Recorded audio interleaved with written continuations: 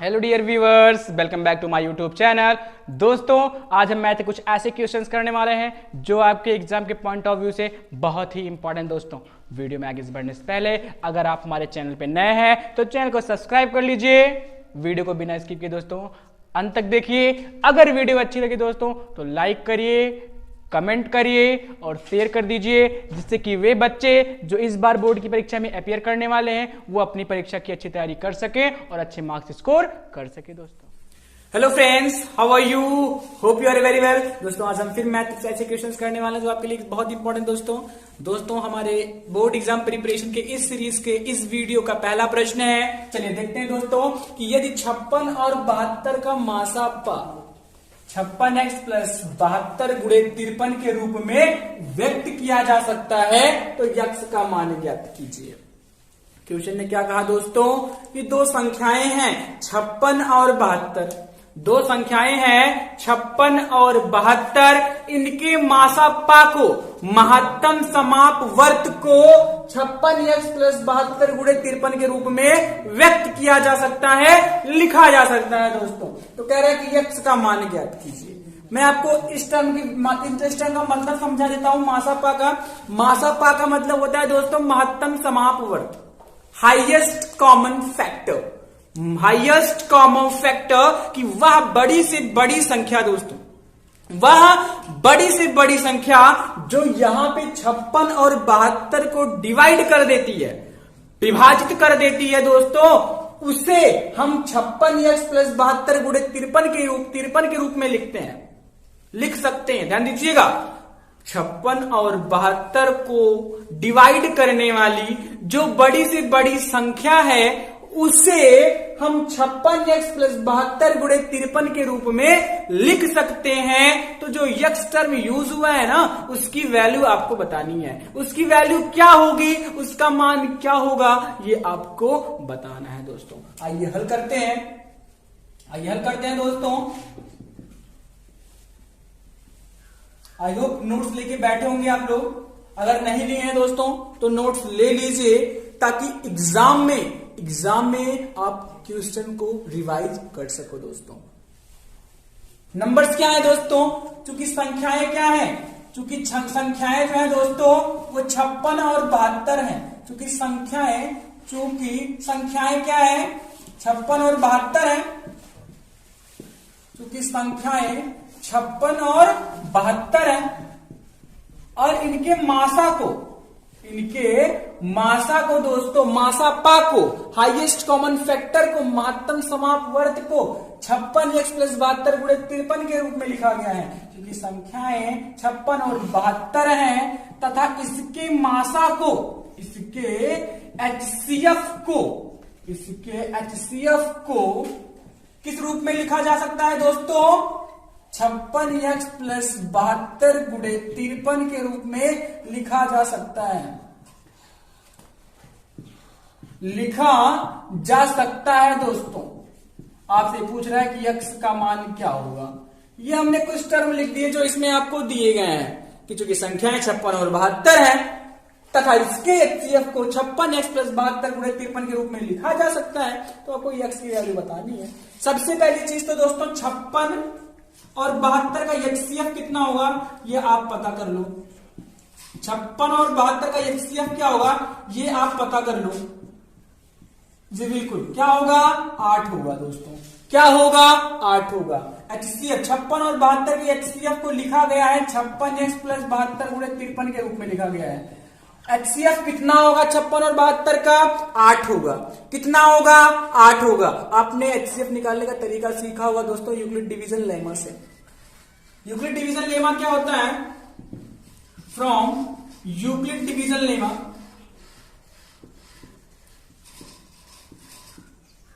A is equal to b q plus r. दोस्तों, Euclid division lemma, from Euclid division lemma क्या होता है दोस्तों? A is equal to b q plus r. A is equal to b q plus r होता है। यहां पे जो आपका रिमाइंडर है, दोस्तों ये 0 से बड़ा हो सकता है, 0 के बराबर भी हो सकता है, बट आर हमेशा जो है वो आपके बी से डिवीजर से क्या होगा, छोटा होगा। डिवीजर से क्या होगा दोस्तों, छोटा होगा। R is greater than or equal to 0 but R is always less than to B। R हमेशा B से क्या होगा, छोटा होगा। भाज्य बराबर भाजक गुणे भागफल प्लस शेषफल दोस्तों। Dividend is equal to divisor into quotient plus remainder. तो जो रिमाइंडर होगा आपका वो 0 के बराबर भी हो सकता है और उससे बड़ा हो सकता है, छोटा नहीं होगा। बट R हमेशा B डिवीजर से क्या होगा दोस्तों, छोटा होगा। इसी की सहायता से हम आराम से दो संख्याओं का HCF निकाल सकते हैं। दोनों में बड़ी संख्या कौन है, 72, तो इसको रख देंगे एक ही जगह पे। B क्या हो गया, डिवीजर यानी कि 56 छोटा है, तो कितनी बार करेंगे, 56 एकम 56, रिमाइंडर कितना बच जाएगा दोस्तों, 16 बच जाएगा। कितना बच जाएगा, 16 बच जाएगा दोस्तों। 72 बराबर 56 गुणे 1 प्लस 16, दोनों के दोनों बराबर हैं। अब ये आपका जब तक शेषफल 0 ना हो जाए तब तक आप ये प्रमेय लगाते रहो, एल्गोरिथम बनाते रहो। रिमाइंडर 0, जो डिवीजर रिमाइंडर को 0 करेगा वही आपका क्या हो जाएगा दोस्तों, HCF हो जाएगा। जो डिवीजर रिमाइंडर 0 कर देगा वही आपका क्या होगा, HCF हो जाएगा दोस्तों। बड़ी संख्या 56, अब की बात 16 से रिमाइंडर से करना है, तो 16 एकम 16 कितना बच गया, सॉरी 16 3 48 दोस्तों, 3 बार जाएगा ना, 16 3 48 प्लस कितना बच जाएगा दोस्तों, 8 बच जाएगा। 48 8 56 होता है। उसके बाद 16 को यहां रखेंगे, 8 से करेंगे, 8 दूनी 16, रिमाइंडर कितना हो गया दोस्तों, 0 हो गया। रिमाइंडर कितना हो गया दोस्तों, 0 हो गया। रिमाइंडर कितना हो गया, 0 हो गया। जिस डिवीजर ने रिमाइंडर को 0 कर दिया वही आपका हीरो बन जाता है। कह सकते हो कि वही आपका क्या हो जाता है, HCF हो जाता है दोस्तों। वही क्या हो जाता है मेरे दोस्तों, HCF हो जाता है। यानी हम कहेंगे कि HCF ऑफ 56 एंड 72 कितना हो गया दोस्तों, 8 हो गया। जैसे मैंने आपको पहले बताया था कितना आएगा, 8 आएगा। 8 सत्ते 56 और 8 नवा 72, इनके अलावा कोई ऐसी संख्या नहीं है, कोई ऐसी बड़ी संख्या नहीं है जो दोनों को डिवाइड कर देगी। HCF की बात हो रही है, हाईएस्ट कॉमन फैक्टर। 56 और 72 का 8 से बड़ा कोई ऐसा फैक्टर नहीं है जो दोनों को डिवाइड कर देगा। यानी कि हाईएस्ट फैक्टर कौन हो जाएगा, 8 ही होगा जो दोनों को डिवाइड करेगा। HCF आपका क्या हो गया, 8 हो गया। अब अकॉर्डिंग टू क्वेश्चन दोस्तों, इसी HCF को, इसी 8 को 56x प्लस 72 गुणे 53 के रूप में लिखा गया है। इसी HCF को मेरे दोस्तों, ऐसी 8 को 56x प्लस 72 इंटू 53 के रूप में लिखा गया है। 8 बराबर 56x प्लस 72 गुणे 53 हो जाएगा। इसी HCF को 56x प्लस 72 गुणे 53 के रूप में लिखा गया है। सॉल्व कर लेंगे, आपको x की वैल्यू बड़े आराम से मिल जाएगी दोस्तों। आइए करते हैं। 8 इज इक्वल टू, यहां क्या बचा है, यहां बचा है 56x। भाई तो वेरिएबल वाला है तो ऐसे आसानी से सॉल्व नहीं होगा। इनको तो हम सॉल्व कर सकते हैं, कांस्टेंट वैल्यूज है। 72 गुणे 53 दोस्तों, 72 गुणे 53 कर लेंगे। 53 दूना 106 हो गया, 53 दूना 106 हो गया। 6 लिख दिया, हासिल हो गया 10। समझिए ध्यान से, 106 ऐसे लिखा जाता है ना, तो 6 को हमने लिख दिया, बाकी 10 बचा है, वो रिमाइंडर हो गया आपका, शेषफल हो गया, उसको बाद में ऐड कर लेंगे। अब 53 गुणे 7, 53 गुणे 7 दोस्तों कितना हो जाएगा, 7 त्रिक 21, 7 पछे 35, 2 37, 7 त्रिक 21, 7 पछे 35, 2 37, 371 हो गया। 371 और जो 10 हासिल था कितना हो गया, 381 हो गया। 381 हो गया। यानी 72 गुणे 53 करेंगे तो कितना हो जाएगा मेरे दोस्तों, 3816 हो जाएगा। आइए आगे बढ़ते हैं। ये प्लस में है, इधर आएगा माइनस में। 8 माइनस 3816 बराबर 56x हो गया दोस्तों। घटा लीजिए, प्लस माइनस माइनस हो जाएगा। 8 में से 3816 जाएगा तो आप आराम से कर सकते हो, 3808 बच जाएगा। कितना बच जाएगा दोस्तों, 3808 बच जाएगा। इधर 56 गुणा में है, मल्टीप्लाई में है, इधर आएगा डिवाइड में हो जाएगा। सीधा सीधा लिखेंगे हम कि माइनस 3808 बटे 56 हो गया दोस्तों। काट लीजिए दोस्तों, 8 से 8 सते 56, 8 सते 56 हो गया।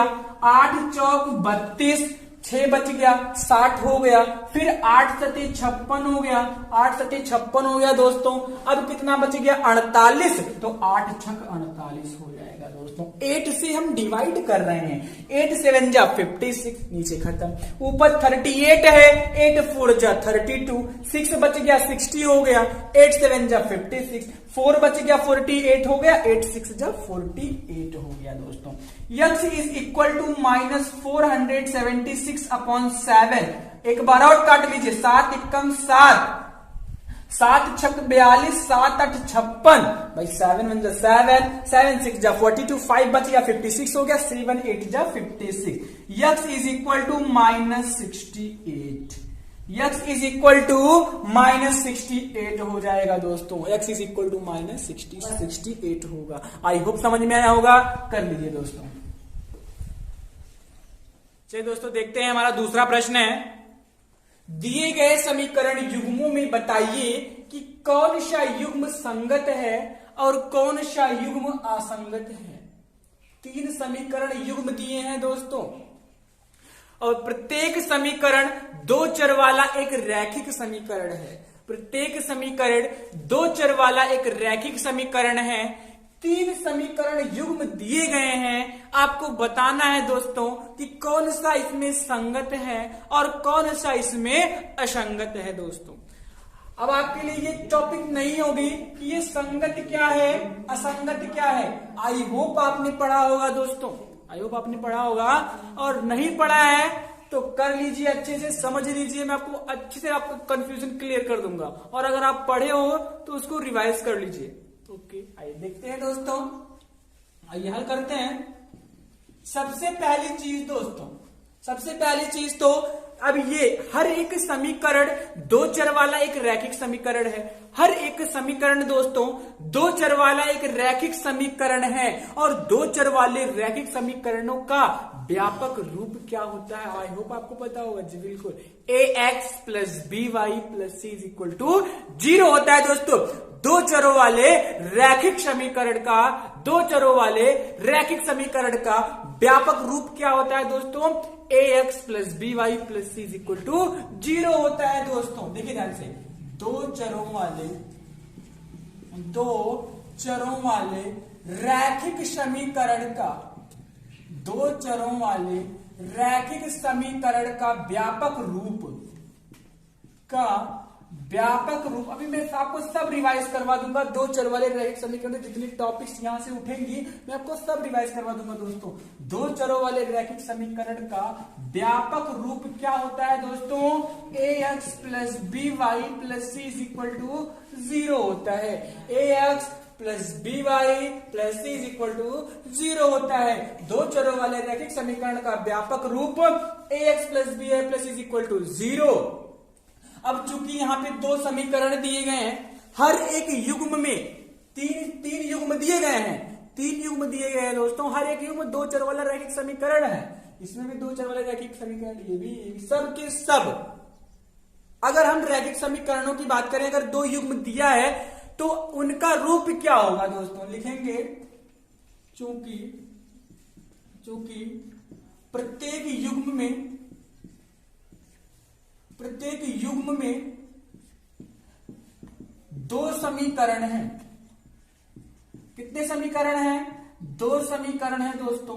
प्रत्येक युग्म में 2 समीकरण हैं, अतः इनको व्यापक रूप में लिखना चाहें तब क्या हो जाएगा दोस्तों, तब हो जाएगा a1x plus b1y plus c1 is equal to 0।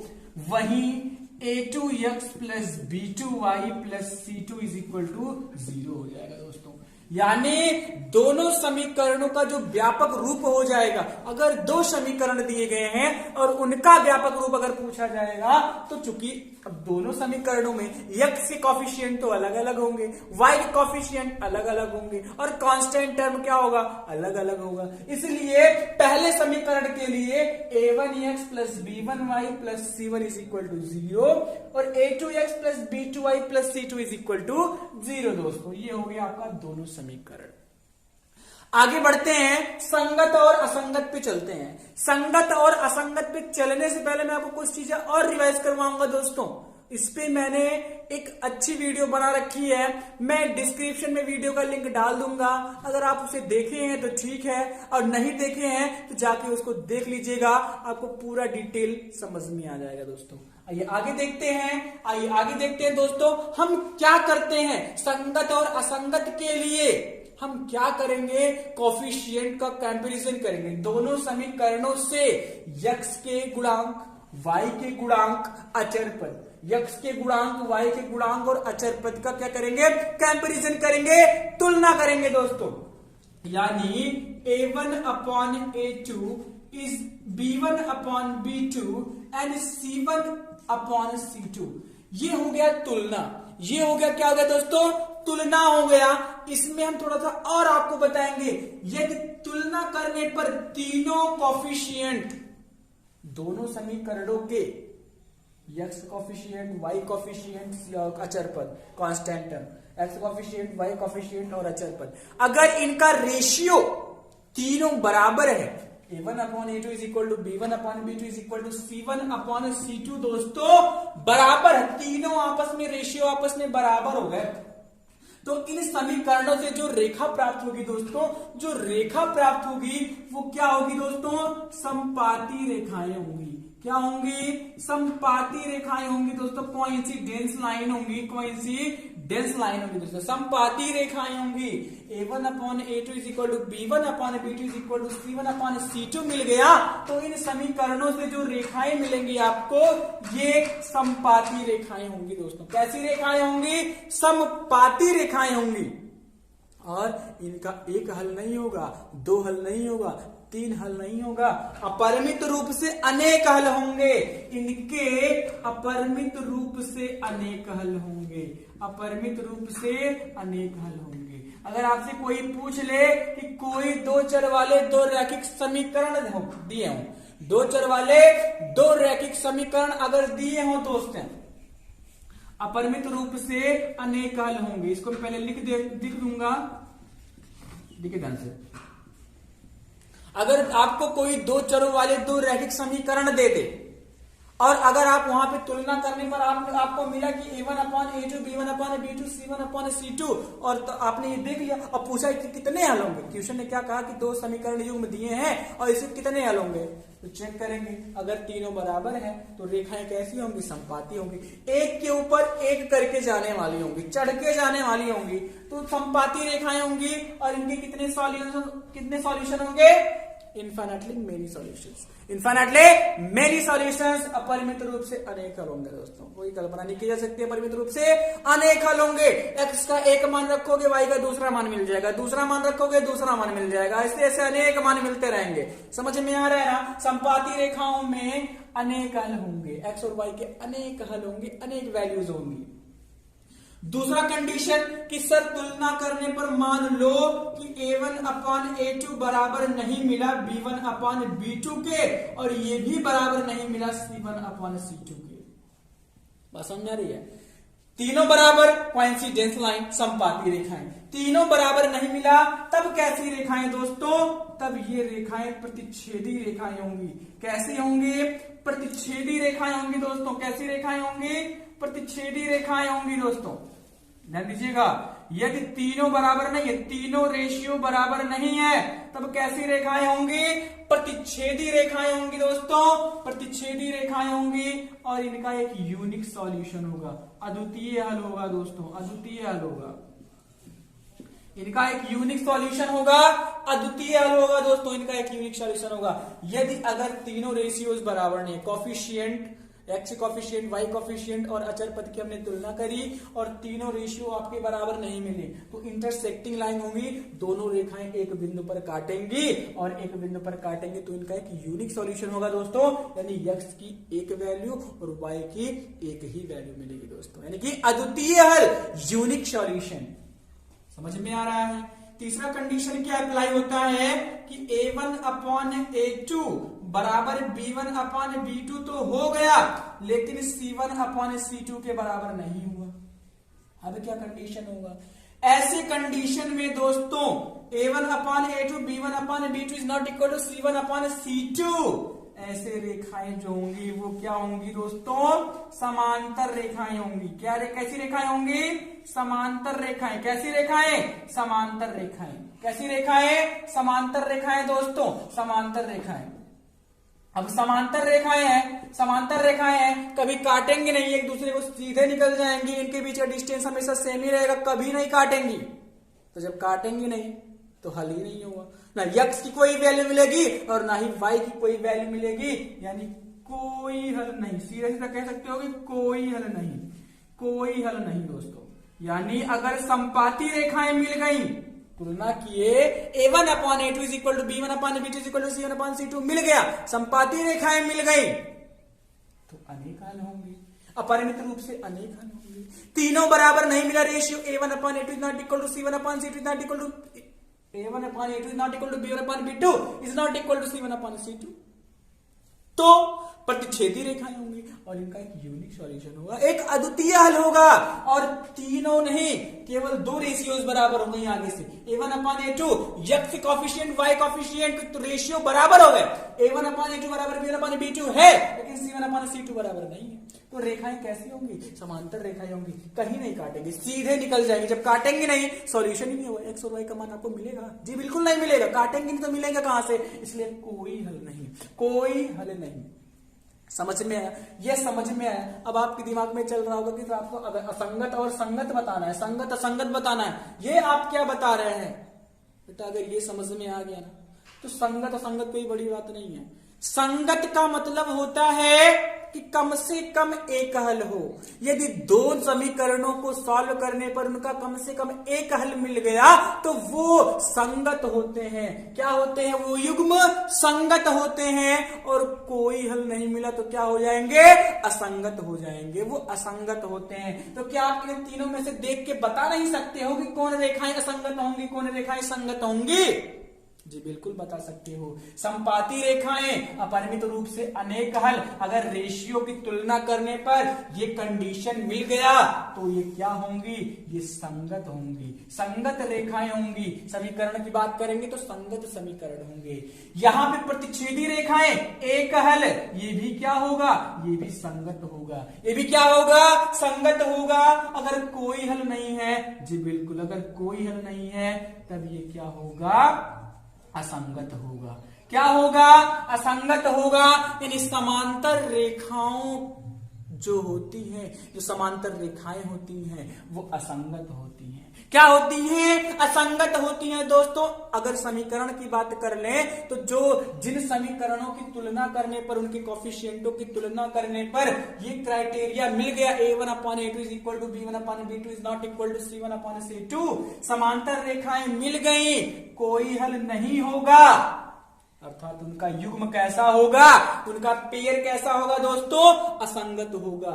उनका पेयर कैसा होगा, असंगत होगा दोस्तों। अगर ये पूरी चीज आपको समझ में आई है तो ये कोई चीज, अब ये जो तीनों युग्म दिए गए हैं ना, बिल्कुल हलवा हो गए। अगर ये पूरी चीज आप समझ गए हो तो ये क्या हो गया है, हलवा हो गया है। संगत और असंगत बताने के लिए हम सबसे पहले क्या करेंगे, कोफिशिएंटों की तुलना करेंगे दोस्तों। अगर हल है, किन परिस्थितियों में हल होगा, या तो वो संपाती हो या तो वो प्रतिच्छेदी हो। संपाती में a1/a2 बराबर b1/b2 बराबर c1/c2, प्रतिच्छेदी में a1/a2 is not equal to b1/b2 is not equal to c1/c2। ये कंडीशन आपको मिल गया तो पहले में संपाती, दूसरे में प्रतिच्छेदी, इनका हल होगा तो ये क्या होंगे, संगत युग्म होंगे। हल नहीं है समांतर कंडीशन में तो आपका क्या हो जाएगा, असंगत हो जाएगा दोस्तों। आई होप समझ में आया होगा। अब आइए अपने क्वेश्चन की तरफ बढ़ लेते हैं। आइए अपने क्वेश्चन को देख लेते हैं। आई होप आपका पूरा रिवाइज हो गया होगा दोस्तों, आपने रिवीजन कर लिया होगा। नोट्स में लिख लीजिएगा इसको, ताकि एग्जाम जब आए आपका तो आराम से नोट्स को पलटो, नोट्स के पेज को पलटो और आराम से रिवाइज कर लो दोस्तों। चलिए देखते हैं, पहला युग्म क्या है, x minus y is equal to 8, 3x minus 3y is equal to 16 है। ये पहले युग्म के समीकरण हैं। चेंज कर लेंगे, व्यापक में लिखेंगे इसको क्या, x minus y minus 8 is equal to 0, भाई प्लस में था, इधर आएगा माइनस में, 3x minus 3y is equal to minus का 3x minus 3y is equal minus 16 हो जाएगा। प्लस में रहेगा माइनस, इक्वल टू 16 था, इधर आएगा माइनस में।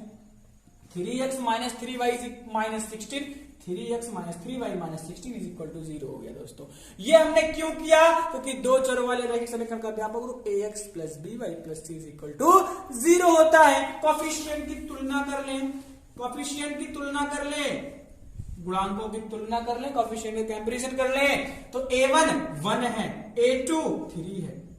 अभी मैंने जस्ट आपको ऊपर बताया है, बराबर चेक कर लें, बराबर अभी मत लगाओ, b1 अपन b2 चेक कर लो, -1 -3 -1 -3 c1 अपन c2 -8 -16। देखते हैं क्या मिल रहा है। 1/3 माइनस ये भी है 1/3, ये क्या माइनस कैंसिल, 8 दूनी 16, 1/2 यानी 1/3 बराबर है, 1/3 बराबर है किसके? 1/3 के, लेकिन बराबर नहीं है 1/2 के। 1/3 बराबर 1/3 बराबर नहीं है किसके? 1/2 के। कभी बराबर होगा 1/3 1/2? जी बिल्कुल नहीं होगा। ये कंडीशन मिल गया। सोचो सोचो, अभी हमने किया है a1 अपॉन a2 बराबर b1 upon b2 is not equal to c1 upon c2। कैसी रेखाएं? समांतर रेखाएं। कैसी रेखाएं दोस्तों? समांतर रेखाएं। ये रेखाएं कैसी हैं?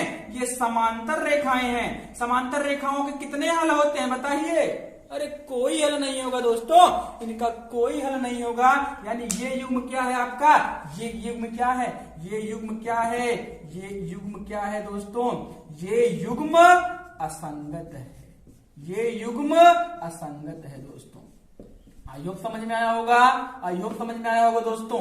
समांतर रेखाएं, समांतर रेखाएं, ये युग्म क्या है? असंगत है, क्योंकि इनका कोई हल नहीं है, क्योंकि इनका कोई हल नहीं है। दूसरे समीकरण की बात कर लें। दूसरा समीकरण का दूसरा युग्म क्या है? 2x plus y minus 6 is equal to 0, 4x minus 2y minus 4 is equal to 0। आइए देखते हैं दोस्तों, यहां पे भी तुलना 2/4 1/-2 -6/-4 क्या मिलेगा? 1/2 3/2 ये कैंसिल हो गया, यानी 1/2 is not equal to -1/2 is not equal to 3/2। कोई बराबर नहीं है। क्या कोई बराबर है? जी बिल्कुल नहीं, कोई बराबर नहीं है दोस्तों, कोई बराबर नहीं है। और जब a1/a2 is not equal to b1/b2 is not equal to c1/c2, तो रेखाएं प्रतिच्छेदी रेखाएं, प्रतिच्छेदी रेखाएं एक यूनिक सॉल्यूशन, अद्वितीय हल। अब अगर कम से कम दो समीकरणों के प्राप्त रेखाओं से एक हल अगर मिलता है, दो रेखाओं से अगर एक हल, कम से कम एक हल मिलता है, तो वो क्या होती हैं? वो युग्म क्या होते हैं? संगत होते हैं। क्या होते हैं? संगत होते हैं दोस्तों। संगत युग्म है ये कैसा युग्म है? संगत युग्म है दोस्तों, ये संगत युग्म है। ये दो चरों वाले रैखिक समीकरण का संगत युग्म है दोस्तों। आइयो समझ में आया होगा। एक्सिस के लिए भी तीसरा क्वेश्चन बचा है सॉल्व करने को, तो मैं इसको खाली करूंगा बेटा के। आइयो समझ में आया होगा दोस्तों। आगे बढ़ लेते हैं, आगे बढ़ लेते हैं दोस्तों। कर लीजिएगा इसको, नोट्स में अपने नोट डाउन कर लीजिएगा। देखते हैं तीसरा क्या है? 4x। देखिए दोस्तों क्या है तीसरा? 4x माइनस 5y होना चाहिए दोस्तों, यहाँ पे थोड़ा सा मिस्टेक हो गया है। 4x minus 5y minus 15y, थोड़ा सा मिस्टेक हो गया था, कर लेंगे आप सही। 4x minus 5y is equal to 20, 12x minus 15y is equal to 60। समझ में आ रहा है? चेंज कर लीजिए। 4x minus 5y minus 20 is equal to 0, 12x minus 15y is equal to, इधर आएगा माइनस 60 इज इक्वल टू 0। क्या बन गया? 4x minus 5y minus 20 is equal to 0, 12x minus 15y minus 60 is equal to 0। तुलना करेंगे 4/12, 5/15 minus में, और minus 20 minus 60, 1/3 minus 1/3 दोस्तों, 1/3 दोस्तों, यानी 1/3 is equal to 1/3 is equal to 1/3। a1/a2 is equal to b1/b2 is equal to c1/c2। समपाती रेखाएं। कैसी रेखाएं? संपाती रेखाएं। कितने हल? अपरिमित रूप से अनेक हल। अपरिमित रूप से अनेक हल यानी कि हल है ना। जब हल है तो कैसा युग्म होगा? ये संगत युग्म है। कैसा युग्म है दोस्तों? संगत युग्म है। कैसा युग्म है? संगत युग्म है। असंगत युग्म, संगत युग्म और संगत युग्म। प्रतिच्छेदी रेखाओं और संपाती रेखाओं का जो हल होता है, जो युग्म होता है, वो उनके तो हल होते हैं। संपाती का द्वितीय रूप से अनेक, अपरिमित रूप से अनेक हल और प्रतिच्छेदी का द्वितीय हल, दोनों के हल है तो वो युग्म कैसा होगा? संगत युग्म होगा। और समांतर रेखाओं का कोई हल नहीं होता, इसलिए वो क्या होगा? असंगत होगा दोस्तों। आई होप समझ में आया होगा। कर लीजिए दोस्तों। चलिए दोस्तों देखते हैं, हमारा तीसरा प्रश्न है, के का धनात्मक मान ज्ञात कीजिए जिसके लिए दोनों समीकरणों x square plus k x plus 64 is equal to 0 और x square minus 8x plus k is equal to 0 के मूल वास्तविक हैं। दोस्तों क्वाड्रेटिक इक्वेशन से क्वेश्चन लिया गया है और कहा गया है कि दो समीकरण दिए गए हैं। दो समीकरण दिए गए हैं दोस्तों। एक समीकरण पहला है आपका x square plus k x plus 64 is equal to 0 और दूसरा समीकरण है x square minus 8x plus k is equal to 0। इन दोनों में जो के टर्म यूज हुआ है उसकी किस वैल्यू के लिए, उसके किस मान के लिए इन दोनों समीकरणों के जो रूट्स होंगे वो रियल होंगे। वो क्या होंगे दोस्तों? रियल होंगे। ध्यान दीजिएगा, किसी भी द्विघात समीकरण के जो रूट होते हैं उनकी प्रकृति, उनका नेचर कि वो रियल होंगे या इमेजिनरी होंगे, इक्वल होंगे या नॉन इक्वल होंगे, ये किस पे डिपेंड करता है? ये उसके डिस्क्रिमिनेंट पे डिपेंड करता है दोस्तों, उसके विविक्तकर पर डिपेंड करता है। किस पे डिपेंड करता है? विविक्तकर पे डिपेंड करता है दोस्तों। मैंने विविक्तकर पर वीडियो बना रखी है, डिस्क्रिप्शन में लिंक डाल दूंगा, उसको आप आराम से जाके देख सकते हैं दोस्तों। आइए हल करते हैं। किसी भी द्विघात समीकरण का जो रूट होता है, जो मूल होता है दोस्तों, वो उसके विविक्तकर पर डिपेंड करता है। दिए गए समीकरण क्या है दोस्तों? X square plus k x plus 64 बराबर 0, ये आपका पहला समीकरण है। और x square minus 8x plus k is equal to 0, ये आपका दूसरा समीकरण है दोस्तों। इन दोनों के जो मूल हैं वो वास्तविक होंगे। के की किस वैल्यू के लिए दोस्तों? मूल वास्तविक होना, काल्पनिक होना, उसके विविक्तकर पर डिपेंड करता है दोस्तों। कि माना, मान लेंगे माना दोनों समीकरणों के विविक्तकर, माना दोनों समीकरणों के विविक्तकर दोस्तों डिस्क्रिमिनेंट जो है वो पहले का हो गया D1, क्रमशः D1 और D2 है, क्रमशः D1 और D2 है। ठीक, मान लिया कि दोनों समीकरणों के जो विविक्तकर हैं वो क्रमशः कॉन्सिक्यूटिव D1 और D2 है दोस्तों। D1 और D2 है दोस्तों। अब विविक्तकर क्या होता है? D बराबर B square minus 4AC। D बराबर B स्क्वायर माइनस 4AC होता है दोस्तों। पहले समीकरण के लिए D1 होगा, वहीं दूसरे समीकरण के लिए क्या होगा? D2 होगा। ऐसे इसमें भी हो जाएगा B स्क्वायर माइनस 4AC। पहले समीकरण का विविक्तकर, दूसरे समीकरण का विविक्तकर दोस्तों। किसी भी द्विघात समीकरण का व्यापक रूप दोस्तों ax square plus b x plus c बराबर 0 के रूप में होता है। ax square plus b x plus c बराबर 0 के रूप में होता है। आराम से x स्क्वायर का coefficient a, x coefficient b और अचर पद कांस्टेंट टर्म c होता है। ax square plus b x plus c is equal to 0 द्विघात समीकरण का व्यापक रूप। x का कॉफिशिएंट गुणांक a, x का गुणांक b, अचर पद आपका c होता है दोस्तों। आइए देख लेते हैं दोस्तों। D1 बराबर b स्क्वायर माइनस 4AC हो गया और D2 बराबर b स्क्वायर माइनस 4AC हो गया। दूसरे समीकरण के लिए आइए पहले के समीकरण देखते हैं। पहले का विविक्तकर क्या होगा? D कितना है? k है, k का स्क्वायर माइनस 4, a की वैल्यू 1 और c की वैल्यू 64 दोस्तों। D1 आ गया k स्क्वायर माइनस 256 भाई 6 चौक 4 चौक 16 और 4 छक 24, 1 25, 256। D1 कितना आ गया? के स्क्वायर माइनस 256। दूसरा देखिए D2, B की वैल्यू -8 का स्क्वायर हो जाएगा minus ax square plus bx plus c। b की जगह पे -8 है तो -8 रख देंगे।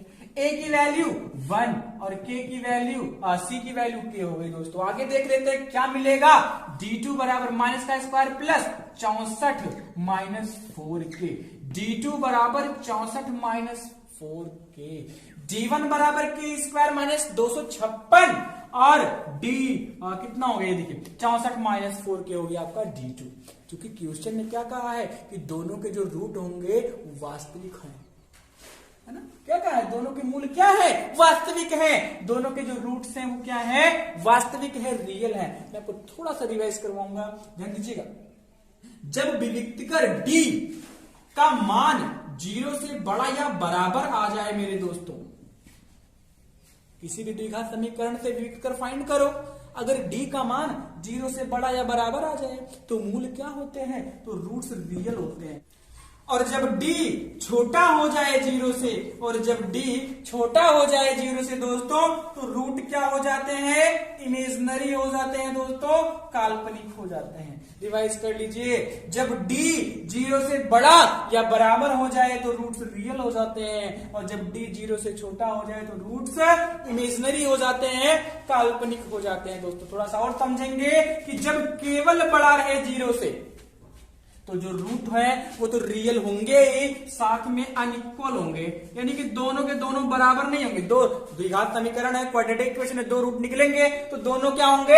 अनइक्वल होंगे। और जब D 0 के बराबर हो जाए तो रूट्स तो रियल होंगे ही, रूट्स तो रियल होंगे ही, बट वो दोनों के दोनों क्या होंगे? इक्वल होंगे, समान मूल होंगे। जब D का मान 0 के बराबर, वास्तविक और समान मूल। जब D केवल 0 से बड़ा तो वास्तविक तो होंगे, साथ में असमान मूल। और जब D 0 से छोटा हो जाए विविक्तकर तो मूल क्या हो जाएंगे दोस्तों? काल्पनिक हो जाएंगे। आई होप समझ में आया होगा। आइए आगे बढ़ लेते हैं दोस्तों, अब अपने क्वेश्चन पे आ जाते हैं। क्वेश्चन ने क्या कहा था कि दोनों समीकरणों में के किस मान के लिए दोनों के मूल क्या होंगे? वास्तविक होंगे। धनात्मक मान ज्ञात करना है, चूंकि मूल क्या है? चूंकि मूल वास्तविक है। मूल क्या है? वास्तविक है। और वास्तविक के लिए D का मान 0 से बड़ा या बराबर होना चाहिए। पहले के लिए के square minus 256 is greater than और इक्वल टू 0। दूसरे के लिए 64 minus 4k is greater than और इक्वल टू 0। दोनों के मूल क्या है दोस्तों? वास्तविक है। तो जब D का मान 0 से बड़ा या बराबर होगा तभी मूल वास्तविक होगा मेरे दोस्तों। आइए देखते हैं, ये माइनस में उधर जाएगा प्लस में, यहाँ पे ग्रेटर देन और इक्वल टू लगा ही है। स्क्वायर उधर जाएगा रूट कर देगा तो k इज ग्रेटर देन और equal to under root 256। Value कितनी आ गई? 16।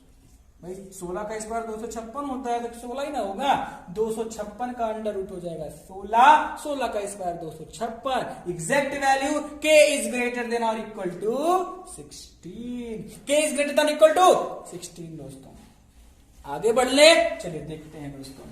अब यहां से देखिए, ये माइनस में उधर जाएगा प्लस में। 64 इज ग्रेटर देन और इक्वल टू 4k। 16 चौके 64, 16 इज ग्रेटर देन और इक्वल टू k। क्या मिला हमको? पहले से तो हम अगर थोड़ा सा डीप इसको कर ले तो मिला है k का मान 16 से बड़ा और k का मान 16 के बराबर। k का मान 16 से बड़ा और k का मान 16 के बराबर। और दूसरे समीकरण से मिला है दोस्तों कि k का मान 16 से छोटा और k का मान 16 के बराबर।